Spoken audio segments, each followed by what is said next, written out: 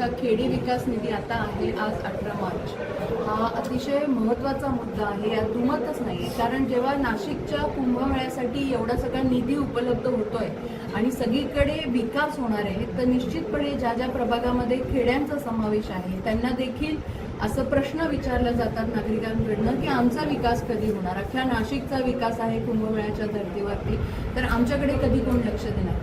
तर ह्या विषयामध्ये नक्कीच आम्ही प्राधान्य हे खेडे असणाऱ्या प्रभागांना देणार आहोत. आजचं जे रुलिंग झालेलं आहे, सदस्यांचं जे ऐकलं आहे त्यानंतर ते असं आहे की ज्या ज्या प्रभागांमध्ये खेडे आहे आणि खेडे विकास निधी हे शीर्षक खरं तर बजेटमधनं काही वर्षांपूर्वी वगळण्यात आलेलं आहे, पण ते पुनश्च द्यावं आणि खेडे विकास निधी पुनश्च स्थापित करावा आणि त्याच्याकडे लक्ष द्यावं अशी सगळ्यांची मागणी आहे. तर मी आत्ता सगळ्या सभागृहाला सांगितलं की ज्या ज्या प्रभागांमध्ये खेडे आहेत त्यांना प्राधान्यक्रमाने बजेटमध्ये जास्त तरतूद देण्यात येईल.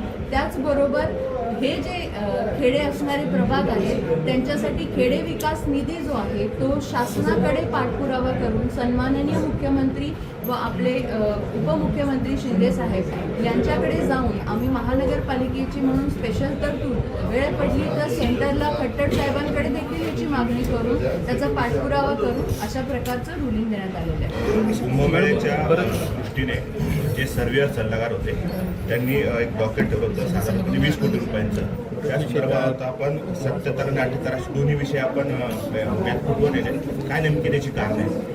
विषय असा आहे की खरं तर प्रशासनाने जेवढं काही गाईडलाईननुसार नियमावली आहे ती फॉलो केली, त्याचा पूर्ण खुलासा हा सन्माननीय आयुक्तांनी सगळ्या सभागृहाला दिला आहे. जेव्हा हा विषय पटलावर आला होता तो खरं तर त्याच्यानंतर हे दोन्ही प्रस्ताव जे होते ते आयुक्तांनी परत घेण्याची मागणी केली होती, पण सभागृहाची कोणत्याही पद्धतीने दिशाभूल होऊ नये म्हणून मी ते तहकूब ठेवून पुन्हा एकदा सभागृहात आणले, जेणेकरून त्याच्यावरती चर्चा होऊन स्पष्टीकरण सभागृहाला मिळावं. कारण जर आपण परस्पर डॉक्युमेंट मागे घेतले आणि मंजुरी दिली सारखं असं होतं नाही, तरी पण सभागृहामध्ये एक ट्रान्सपरन्सी असली पाहिजे की त्याच्या मागचं काय कारण होतं आणि म्हणून आयुक्तांना आपण ते स्पष्टीकरण देऊ दिलं आणि नंतर ते दोन्ही विषय जे आहेत ते मागे घेण्यात आले.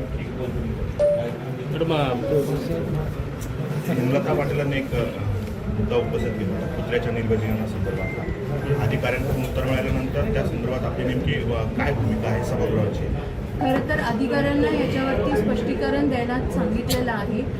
जे काही आमचे सोनवणे म्हणून अधिकारी आहेत त्यांनी सांगितलं की शेल्टर उपलब्ध करून द्यायचं, शेल्टरचं काम चालू आहे. निर्विजीकरणाचं देखील त्यांनी किती होणार आहे काय, जी काही डॉक्युमेंटमध्ये माहिती होती ती विसंगत होती. म्हणजे एकाच ठिकाणी त्यांनी एक एस्टिमेट काढलेलं होतं की ज्या ठिकाणी प्रत्येक विभागामध्ये एकसारखी श्वानांची नोंद होती ती अतिशय चुकीच्या पद्धतीने प्रेझेंट झालेली होती. त्याच्यामुळे प्रशासनाला हे कळलं पाहिजे की त्याचं काही नंबर कोणी एक्झॅक्ट सांगू शकत नाही. त्यामुळे अशा पद्धतीचे डॉक्युमेंट पुन्हा सभागृहात सादर करण्याच्या ऐवजी सखोल अभ्यास करून जे काही केलं जात आहे, जे काही सोल्युशन्स आपण देतोय ते सांगणं खरं तर सभागृहाला अपेक्षित आहे. एक वेगळा मुद्दा आहे महाराष्ट्र प्रकरणामध्ये संगनमत जे आहेत महापालिकेच्या अधिकाऱ्यांच्या संगनमताने सगळं भूखंड घोटाळा असेल किंवा महाराष्ट्राचे काही प्रकरण आहे ते समोर येत आहे.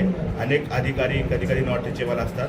आपल्या महापौर स्तरावर किंवा प्रशासकीय स्तरावर याची काही अधिकृत चौकशी केली जाणार आहे का, विशेषतः नगर रचना विभागाची? आपल्याला माहिती आहे की सन्माननीय विधान भवनामध्ये सध्या याची लक्षवेधी मांडलेली आहे आणि जर वरच्या हाऊसमध्येही ऑलरेडी चर्चा आणि याच्या संदर्भातले काही जे अटक देखील झालेली आहे आणि हा क्राईमकडे सोपवण्यात आलेला विषय आहे, तर ते त्या संदर्भात सगळी सखोल चौकशी वरच्या हाऊसमध्ये होऊन ते येणार आहे. हा नाशिकचा निगडीत प्रश्न असल्या कारणाने निश्चितपणे यात जे जे दोषी असतील त्यांना कठोर शिक्षा झाली पाहिजे, कारण नागरिकांची कुठेही दिशाभूल होता कामा नये असं माझं मत आहे.